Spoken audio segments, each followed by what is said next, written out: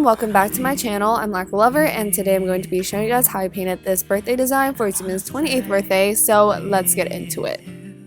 First off, you'll be needing base coat. I'm using Taco's peel off base coat. This is for ease of removal and so that I can peel off the design in one piece and save it for later. This is so that I can look back on the designs if I want to. Next up is the actual colored polish, and I'm going to be painting all of my nails a light flesh tone to match Jimin's, and this is just a light beige, kind of on the cooler side actually. And my regular viewers probably noticed that this is unusual because I don't normally do one color for all nails.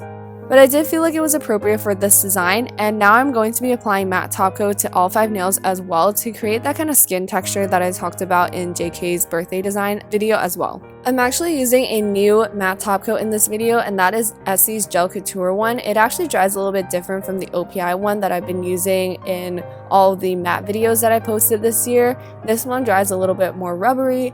Anyways, I'm going to be doing the same design on the index and pinky fingernails. I used black polish to cover half of the nail, so on the index fingernail I did the left half, and on the pinky fingernail I decided to color in the right half with black polish, and on top of the black region I am going to be using orange and blue to add a floral pattern.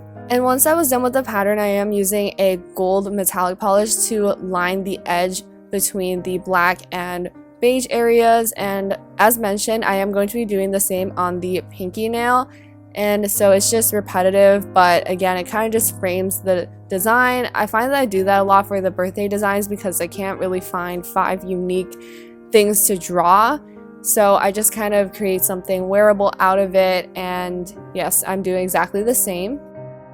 On the middle fingernail, I'm drawing one of Jimin's rumored tattoos. I'm using black polish and just kind of stenciling everything out. These are going to be moons, and they're going to be in different phases, 5 to be exact, and I'm lining them from top to bottom. So I'm doing it vertically like it is on his back supposedly, and it's actually a pretty simple design, but you can't really mess up here because I already applied matte top coat, so you can't really go back and erase it.